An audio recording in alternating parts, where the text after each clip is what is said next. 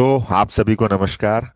सबसे पहले हम धन्यवाद करते हैं परमपिता परमेश्वर का, शक्तिमान वर्तमान के लेखक एकॉर्ड टॉल साहब का, अनुवादक मेरठ वाले शर्मा जी, योगी इंप्रेशंस और जूम का भी बहुत बहुत धन्यवाद।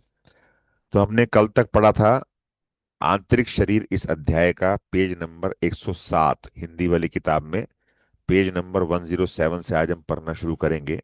सेकंड पैराग्राफ में अंतिम दो पंक्तियां मैं पढ़ के और फिर वापस आगे से कंटिन्यू करते हैं।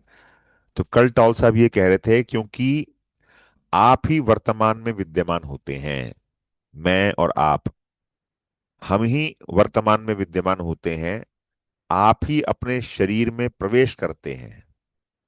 आप ही बीइंग में से निकलने वाली जीवंत शांति, नीरवता और निश्चलता को अनुभूत कर सकते हैं। इसीलिए जीसस ने कहा था, मंदिर में प्रवेश करने से पहले क्षमादान कीजिए।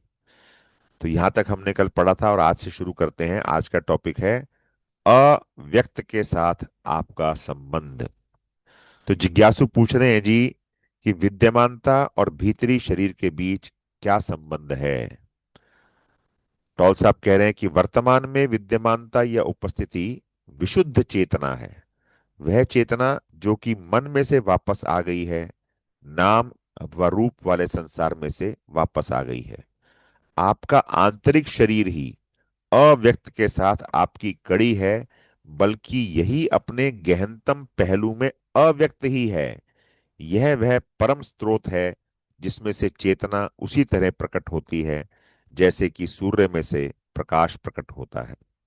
आंतरिक शरीर के प्रति सजगता वह चैतन्यता है जो अपने उद्भव को याद कर रही हो और परम स्रोत की ओर वापस लौट रही हो। तो जिज्ञासु पूछ रहे हैं, क्या अव्यक्त ही बीइंग है?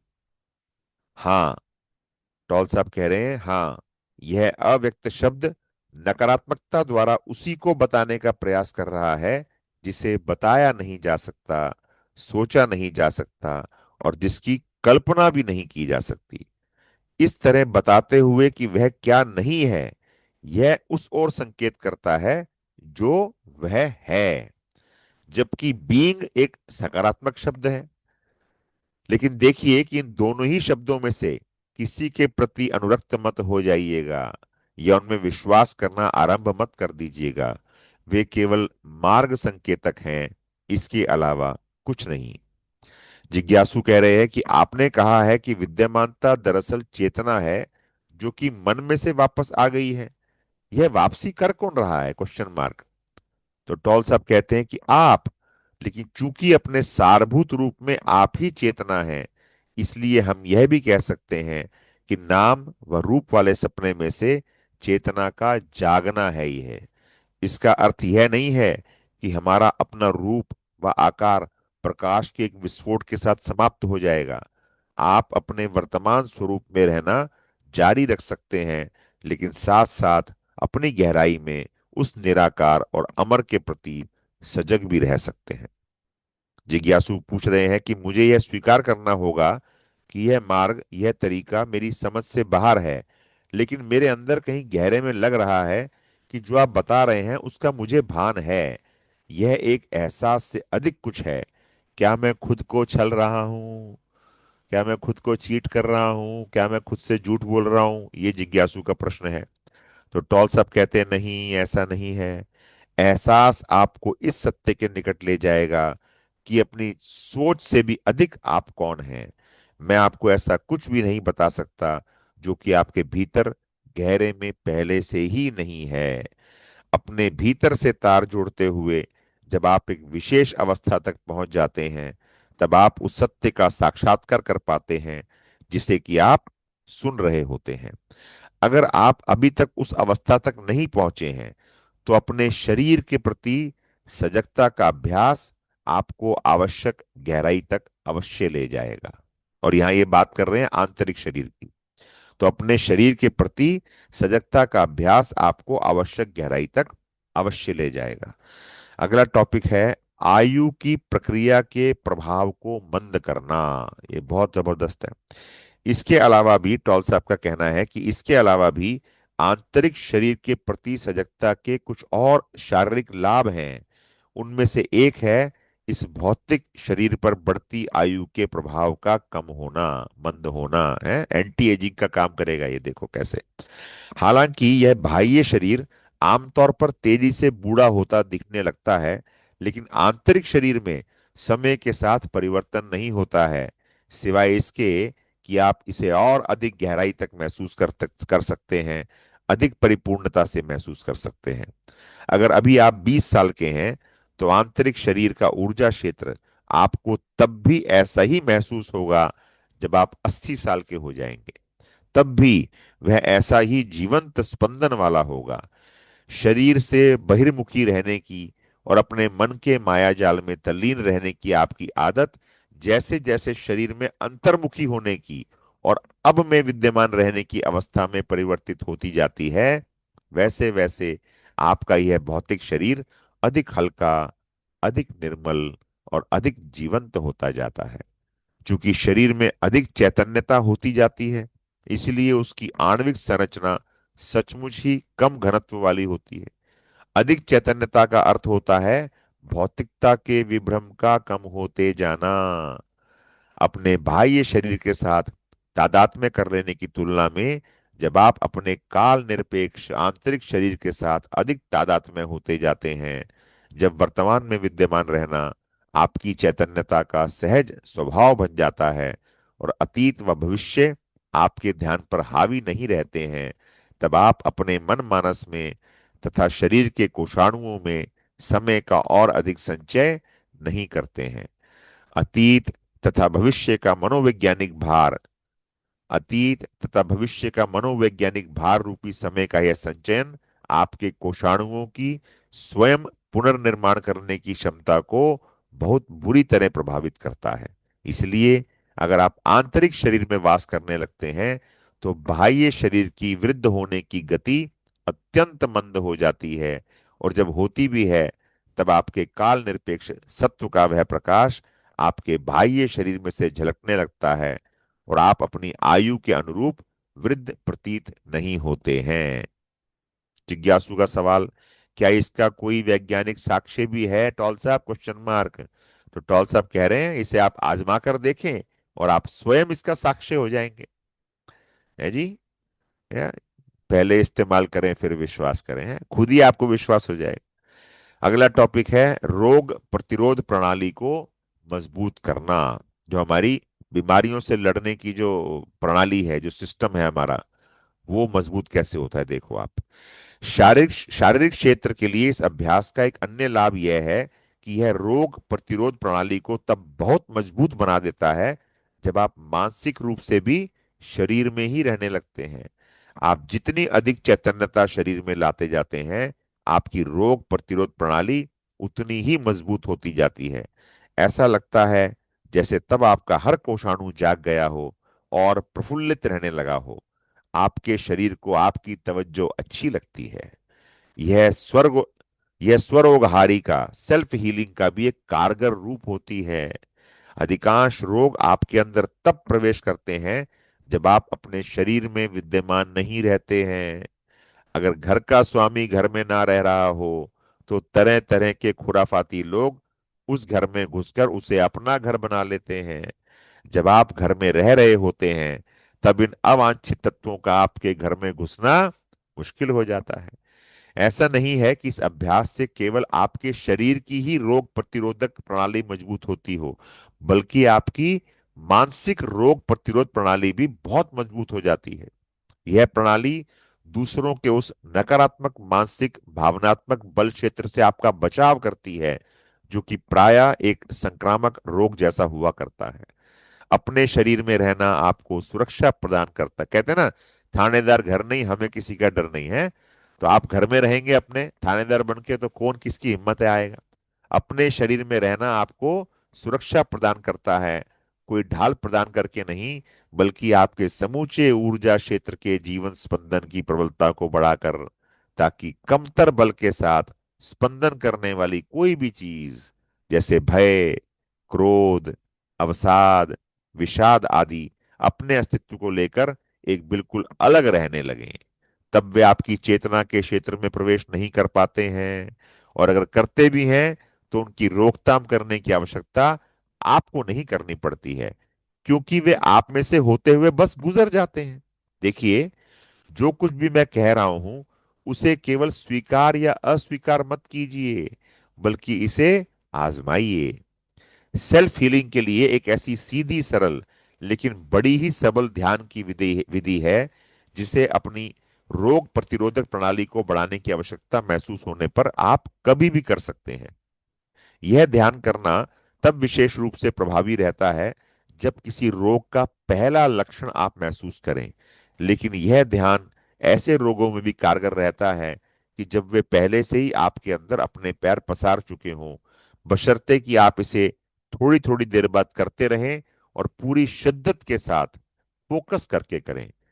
किसी नकारात्मकता द्वारा आपके ऊर्जा क्षेत्र में की गई किसी टूट फूट का भी निराकरण यह ध्यान कर देता है। लेकिन फिर भी हर क्षण अपने शरीर में रहने के अभ्यास का यह कोई विकल्प नहीं है, क्योंकि उस अभ्यास के बिना इसका प्रभाव बड़ा अस्थायी रहेगा। तो यह ध्यान प्रस्तुत है। क्या है वह ध्यान? देखो, जब आप कुछ पलों के लिए आप फुर्सत में हो, विशेष रूप से रात को सोने से पहले वाले आखिरी पलों में या सुबह जागने पर सबसे पहले वाले पलों में, तब अपने शरीर में चैतन्यता को अधिकतम भर लीजिए। कमर के बल लेट जाइए, अपनी आंखें बंद कीजिए, अपने शरीर के विभिन्न अंगों पर एक एक करके अपने अवधान का फोकस करना शुरू कीजिए। जैसे पहले हाथ पर, फिर पैर, बाहें, टांगे, पेट, छाती, सिर इत्यादि पर। इन अंगों के अंदर जीवन ऊर्जा को जितनी अधिक सघनता से आप महसूस कर सकते हैं कीजिए। हर अंग के साथ इसी प्रकार लगभग 15 सेकंड तक रहिए। फिर अपने अवधान को कई बार अपने पूरे शरीर में एक लहर की तरह दौड़ने दीजिए, जैसे हाथों से पैरों की ओर और फिर वापस हाथों की ओर। इसमें केवल 1-2 मिनट ही लगेंगे। इसके बाद अपने आंतरिक शरीर को उसकी संपूर्णता में महसूस कीजिए, ऊर्जा के एक अखंड क्षेत्र के रूप में। इस दौरान भरपूर तौर पर विद्यमान रहिए, अपने शरीर के हर एक कोशाणु में उपस्थित रहिए। अगर आपका मन कभी आपका ध्यान शरीर से बाहर ले जाने में कामयाब हो जाए और आप खुद को किसी विचार में भटकता हुआ पाएं, तो चिंता मत कीजिए। जैसे ही आप देखें कि ऐसा हो गया है, तैसे ही अपने ध्यान और अवधान को वापस अपने शरीर में ले आएं। एक बहुत बढ़िया प्रैक्टिस बताई है टॉल साहब ने। इसका अभ्यास करिए आज रात को सोने से पहले, कल सुबह उठते ही। अगला पॉइंट, अपने श्वास प्रश्वास द्वारा अपने शरीर में प्रवेश करना। कई बार, अब ये जिज्ञासु कह रहा है, कई बार जब मेरा मन बहुत सक्रिय हो जाता है और तब यह इतना गतिशील हो जाता है कि इस पर से अपना ध्यान हटाना और उसे अपने आंतरिक शरीर में ले जाना मेरे लिए असंभव सा हो जाता है। ऐसा तब खास तौर पर होता है जब मैं किसी चिंता या व्यग्रता में होता हूं। क्या आप कोई उपाय बताएंगे टॉल साहब? Question mark. तो टॉल साहब का उपाय आ गया। वो कह रहे हैं कि जब कभी भी आप पाएं कि आंतरिक शरीर के संपर्क में आना कठिन हो रहा है, तब सबसे पहले अपनी सांस पर फोकस करना प्रायः आसान रहता है। सजग रूप से सांस लेना, जो कि अपने आप में एक ध्यान ही है, आपको धीरे धीरे शरीर के संपर्क में ले आता है। जैसे जैसे आपकी सांस आपके शरीर में अंदर व बाहर जा रही हो, अपने अवधान के साथ उसका अनुगमन करें। अंदर जाती सांस के साथ पेट का तनिक फूलना और फिर बाहर जाती सांस के साथ उसका सिकुड़ना, इसे महसूस करें। अगर आप आसानी से कल्पना में देख सकते हैं तो अपनी आंखें बंद कर लीजिए और स्वयं को प्रकाश से घिरा हुआ देखिए या किसी ज्योतिर्मय तत्व में निमग्न महसूस कीजिए, चैतन्यता के सागर में। तब उस प्रकाश में, उस ज्योति में सांस भरिए और महसूस कीजिए कि वह ज्योतिर्मय तत्व आपके शरीर में भरता जा रहा है और उसे दैदीप्यमान भी करता जा रहा है। फिर धीरे धीरे उस एहसास पर अधिक फोकस करते जाइए। तब आप अपने शरीर में होंगे, लेकिन किसी भी कल्पना चित्र के मोह में बंद मत जाइएगा, है जी। अपने मन का रचनात्मक प्रयोग कीजिए। अगर आपको किसी विशेष प्रयोजन के लिए अपने मन का प्रयोग करने की आवश्यकता आ ही पड़े, तो आप उसका प्रयोग अपने आंतरिक शरीर के संयोजन के साथ करें। अपने मन का रचनात्मक उपयोग आप तभी कर सकते हैं जब आप बिना विचार के चैतन्य रहते हैं। और ऐसी अवस्था में प्रवेश करने का सरलतम उपाय है अपने शरीर के माध्यम से वहां तक पहुंचना। जब कभी भी आपको किसी उत्तर, किसी समाधान या किसी रचनात्मक सोच की आवश्यकता हो, तब आप अपने आंतरिक ऊर्जा क्षेत्र पर अपने अवधान को फोकस करते हुए कुछ पलों के लिए विचार करना बंद कर दीजिए। उस नीरवता, शांतता, निश्चलता को महसूस कीजिए। जब आप विचार करने की स्थिति में वापस आएंगे तो वह विचार ताजा तरीन होगा और रचनात्मक, क्रिएटिव होगा। किसी भी विचार की गतिविधि में यह अपनी आदत बना लें कि विचार करने के और अपने अंदर की आवाज सुनने के बीच कुछ पलों के लिए आना जाना रखें। इसे यूं कहा जा सकता है, केवल अपने मन मस्तिष्क से ना सोचें, बल्कि अपने समूचे शरीर से सोचें। अगला पॉइंट है सुनने की कला। जब आप किसी को सुन रहे हो, तब उसे केवल मन मस्तिष्क से ना सुने, बल्कि अपने समूचे शरीर से सुने। उसे सुनते हुए अपने आंतरिक शरीर के ऊर्जा क्षेत्र को महसूस करते रहें। ऐसा करना ऐसा करना आपके अवधान को विचार करने से दूर ले जाता है और एक नीरव, निश्चल व शांत रिक्त स्थान बना देता है, जो यह संभव कर देता है कि आप मन द्वारा हस्तक्षेप किए बिना वास्तव में सुन पाएं।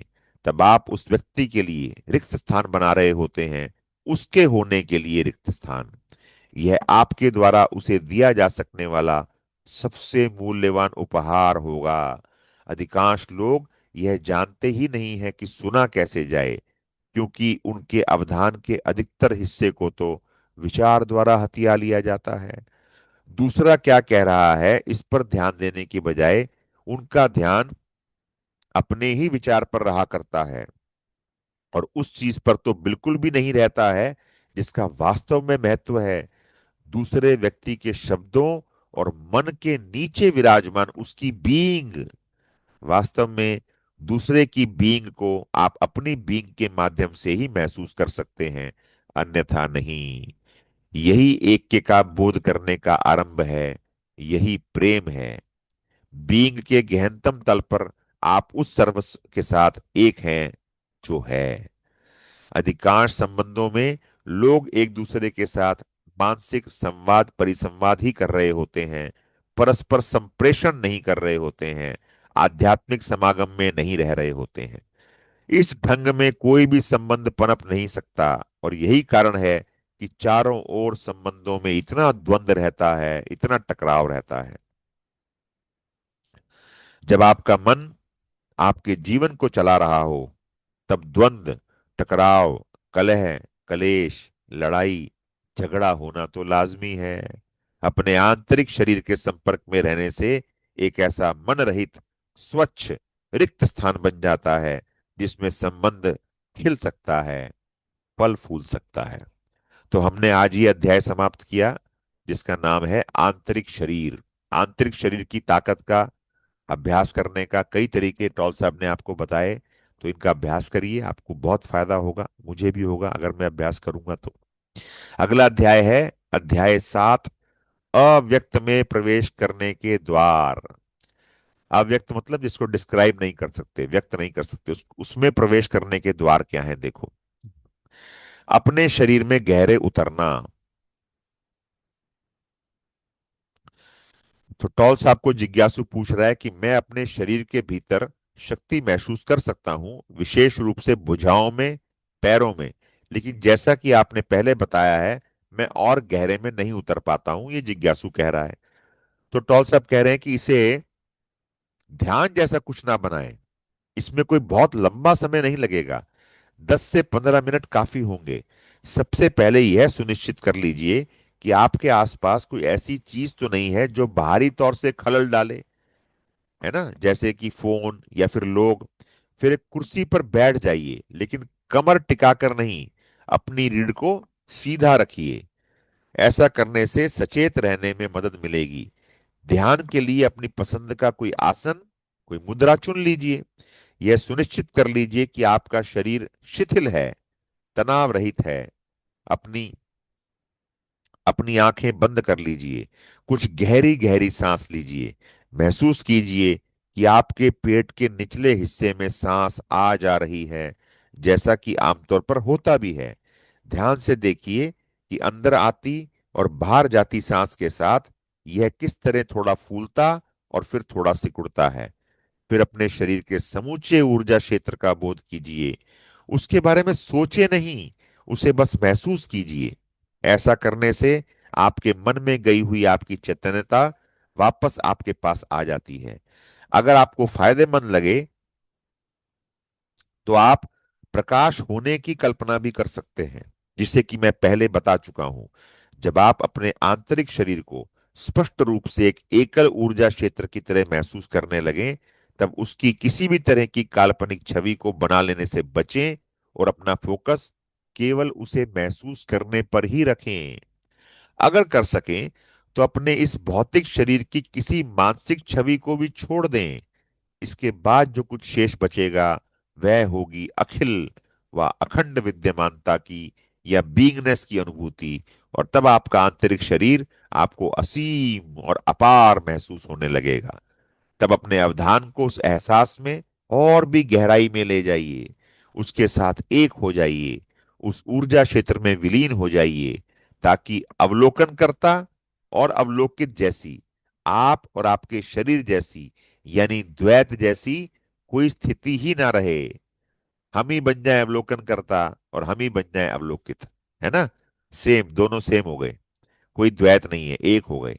ऐसी अवस्था में, बैक टू बुक, ऐसी अवस्था में आंतरिक शरीर और बाहरी शरीर का भेद भी मिट जाता है, और इसलिए आंतरिक शरीर जैसा कुछ नहीं रहता है। अपने शरीर में गहरे उतरकर आप शरीर के पार चले गए होते हैं।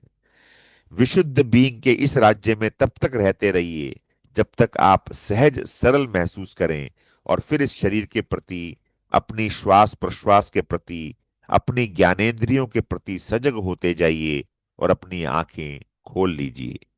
कुछ देर तक ध्यान मग्न भाव से अपने चारों ओर देखिए, यानी मानसिक रूप से किसी चीज को कोई नाम या पहचान ना देते हुए, और ऐसा करते हुए अपने आंतरिक शरीर को अनुभूत करते रहिए, अनुभूत करते रहिए। उस निराकार तक पहुंचना, उसके संपर्क में आना, वास्तव में मुक्त होना है। वह आपको रूपाकार के बंधन से और रूपाकार के साथ आपकी तादात्म्यता से मुक्त कर देता है।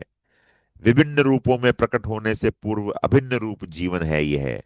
हम इसे समस्त पदार्थों का अव्यक्त, अप्रकट और अदृश्य स्रोत कह सकते हैं। समस्त बींग्स का महाबींग कह सकते हैं। यह गहन नीरवता, निश्चलता व शांति का साम्राज्य है, लेकिन साथ ही आह्लाद और अत्यंत जीवंतता का भी। जब भी आप वर्तमान में विद्यमान रहते हैं, तब आप इस परम स्रोत से आने वाले प्रकाश के लिए, विशुद्ध चेतना के लिए किसी हद तक पारदर्शी, ट्रांसपेरेंट हो जाते हैं। आप यह भी अनुभव करते हैं कि वह प्रकाश उससे भिन्न नहीं है जिससे कि आप हैं, बल्कि उसी ने आपके सार रूप को रचा है। अगला पॉइंट बहुत इंटरेस्टिंग है। ची का स्रोत।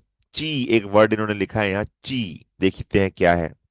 तो जिज्ञासु पूछ रहा है, क्या यह वही अव्यक्त, अप्रकट है जिसे पूरब में ची कहा जाता है, एक प्रकार की ब्रह्मांडीय जीवन शक्ति? Question mark. नहीं, यह वह नहीं है। यह अप्रकट तो ची का स्रोत है। ची आपके शरीर का आंतरिक ऊर्जा क्षेत्र है। यह आपके भारी स्वरूप और उस स्रोत के बीच एक पुल है। वह पुल इस प्रकट रूप संसार के और उस परम अप्रकट के बीच अवस्थित है। ची को एक नदी या एक शक्ति प्रवाह माना जा सकता है। अगर आप अपनी चैतन्यता का फोकस वापस चलते हुए उसके अगर आप अपनी चैतन्यता का फोकस आंतरिक शरीर की गहनता में ले जाते हैं, तो आप इस नदी के मार्ग से वापस चलते हुए उसके परम स्रोत की ओर जा रहे होते हैं। ची गति है और अप्रकट स्थिरता है। जब आप पूर्ण स्थिरता की अवस्था में पहुंच जाते हैं, जो कि स्थिर होने के बावजूद जीवन स्पंदन से परिपूर्ण रहती है, तब आप अपने आंतरिक शरीर के पार, ची के पार जाते हुए उस परम स्रोत के, उस अप्रकट के निकट पहुंच जाते हैं। उस अप्रकट और इस भौतिक जगत के बीच की कड़ी है यह ची। ये ची वर्ड शायद चाइना में होता होगा, मुझे पता नहीं था ये ची वर्ड क्या है, मुझे ऐसे ही लग रहा है कि ये चाइना का वर्ड है और वहां कुछ इसके बारे में ज्यादा चर्चा होती होगी। तो उसके बारे में भी टॉल साहब बता रहे हैं। किताब पर वापस आते हैं, page number 115, second paragraph, Hindi की किताब। इसलिए अगर आप अपने अवधान को आंतरिक शरीर की गहनता में ले जाते हैं, तो आप उस बिंदु तक पहुंच सकते हैं, उस ऐक्यता में, उस अद्वैतता में पहुंच सकते हैं, जहां यह जगत उस अप्रकट में विलीन हो जाता है और वह अप्रकट ही ची के शक्ति प्रवाह का रूप ले लेता है, जो कि फिर जगत बन जाता है। जन्म और मृत्यु का मिलन स्थल है यह। जब आपकी चेतना बहिर्मुखी जो हो जाती है, तब मन और जगत उत्पन्न होने लगता है, दृष्टिगोचर होने लगता है। और जब आपकी चेतना अंतर्मुखी हो जाती है, तो वह अपने मूल स्रोत को जान जाती है और अपने घर को, अप्रकट को वापस लौट जाती है। फिर जब कभी आपकी चेतना इस प्रकट जगत में पुनः वापस आती है, तब आप उस रूपाकार वाली पहचान को, व्यक्तित्व को पुनः धारण कर लेते हैं, जिसे आपने अस्थायी रूप से छोड़ दिया था। तब आपका एक नाम होता है, एक जीवन परिस्थिति होती है, अतीत होता है, भविष्य होता है। लेकिन मूलभूत रूप से आप वही व्यक्ति नहीं रह जाते हैं जो कि आप पहले थे। अपने भीतर आपको वास्तविकता की वह झलक दिखाई देती है, जो कि इस जगत की नहीं होती है, हालांकि वह उससे पृथक भी नहीं होती है, बिल्कुल उसी तरह जैसे वह आपसे पृथक नहीं होती है। तो आपका आध्यात्मिक अभ्यास ऐसा हो, कैसा? जब आप अपना जीवन व्यतीत करें, तो अपने मन तथा बाह्य जगत को अपने अवधान का 100% हिस्सा मत दीजिए, थोड़ा बहुत अपने अंदर भी रखिए। इस बारे में मैं पहले भी बता चुका हूं।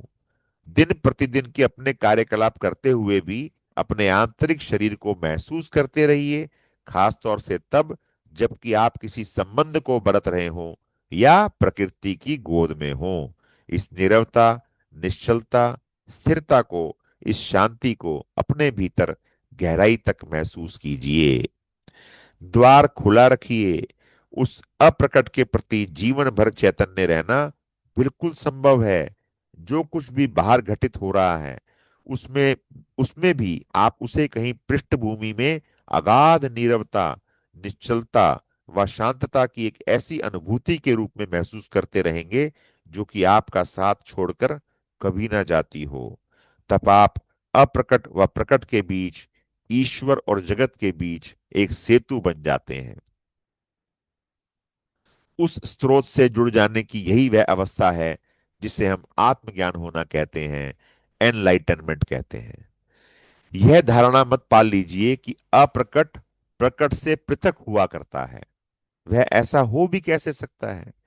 हर रूप के अंदर जीवन वही तो है, हर अस्तित्व के तत्व रूप में वही तो है, वही इस जगत में व्याप्त है। आइए थोड़ा विस्तार से बताता हूं। देखो, स्वप्न रहित निद्रा। हर रात जब आप गहरी और स्वप्न रहित निद्रा में होते हैं, तब उस अप्रकट में ही यात्रा कर रहे होते हैं। तब आप उस अप्रकट में विलीन हो गए होते हैं। तब आप उससे वह जीवनी शक्ति ग्रहण कर रहे होते हैं, जो आपको तब संबल देती है जब आप प्रकट जगत में, नाना रूपों के इस जगत में वापस आ जाते हैं। यह शक्ति भोजन से भी कहीं अधिक जीवनदायिनी होती है। आदमी केवल रोटी से जिंदा नहीं रहता है, लेकिन स्वप्न रहित अवस्था में रहते हुए आप सचेतन रूप से अप्रकट में नहीं जाते हैं। हालांकि शरीर की गतिविधियां चल रही होती हैं, लेकिन उस अवस्था में आप नहीं होते हैं।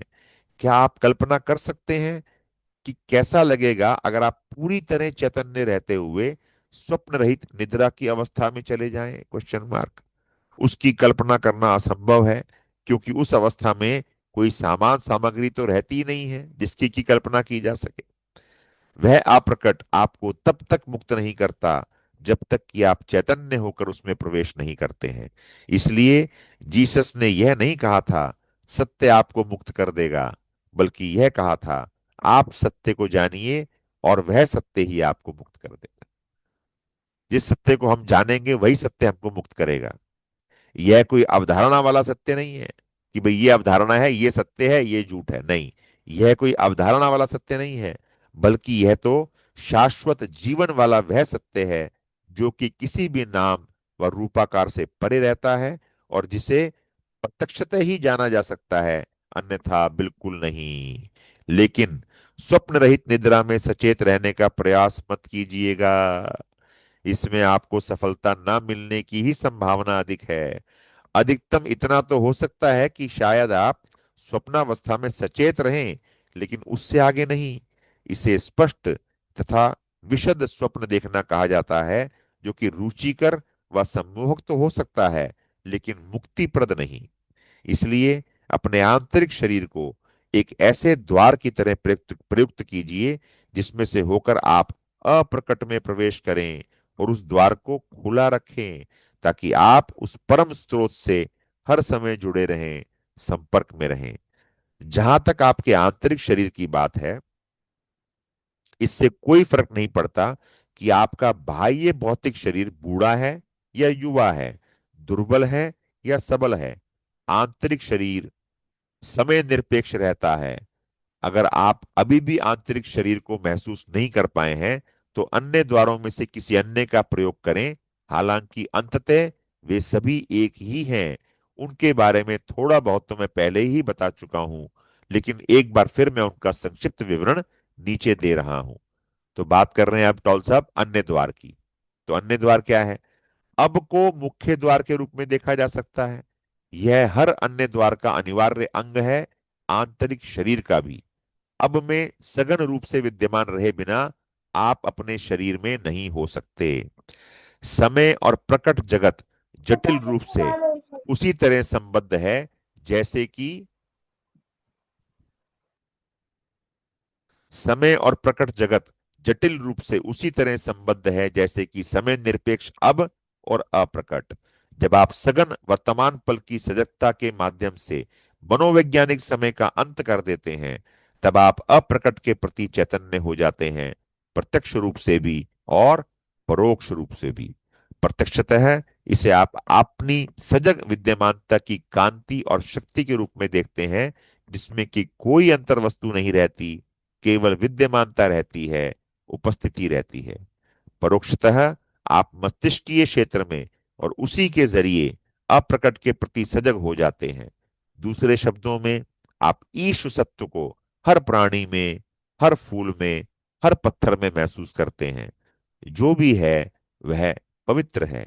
इसलिए थॉमस की नीति कथाओं में जीसस पूरी तरह से अपने सत्व या क्राइस्ट स्वरूप में से बोलते हुए कहते हैं, लकड़ी को फाड़ो, मैं उसमें मिलूंगा। कोई भी पत्थर उठाओ, तुम मुझे वहीं पाओगे। अप्रकट में प्रवेश करने का एक अन्य द्वार है विचार को विराम देना। इसे एक बड़े ही सरल तरीके से शुरू किया जा सकता है, जैसे सजग रूप से, अत्यंत सचेत रूप से सांस लेना या देखना। जैसे किसी फूल को इस तरह देखना कि उस देखने के साथ कोई मानसिक टीका टिप्पणी या व्याख्या ना चल रही हो। अविराम चलने वाले विचार प्रवाह में एक अंतराल बनाने के अनेक तरीके हैं। ध्यान यही तो करता है। विचार तो प्रकृत के प्रदेश का हिस्सा होता है। निरंतर चलने वाली मन की गतिविधि आपको रूपाकार वाले जगत में बंदी बनाए रखती है और ऐसा अपारदर्शी व मैला पर्दा बन जाती है, जो कि अप्रकट के प्रति चैतन्य होने से, निराकार के प्रति चैतन्य होने से और स्वयं आप में तथा समस्त पदार्थों व प्राणियों में विराजमान ईश सत्व के प्रति चैतन्य होने से आपको वंचित कर देती है, रोक देती है। जब आप सघन रूप से वर्तमान में विद्यमान रहते हैं, उपस्थित रहते हैं, तब आपको विचार की रोकथाम करने की कोई आवश्यकता नहीं रह जाती है। वाकई, क्योंकि तब मन स्वयं ही थम जाता है। इसलिए मैंने कहा है कि हर एक द्वार का आवश्यक हिस्सा है अब। हर एक द्वार का आवश्यक हिस्सा है अब। यहां रोक रहा हूं। शरद सर कुछ कहना चाह रहे हैं, जल्दी से 1 मिनट में। पेज नंबर 117 पर रोक दिया है।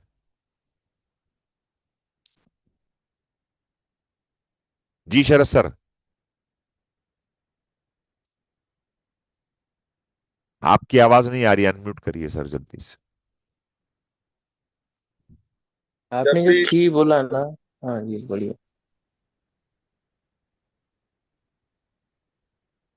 आ रही आवाज।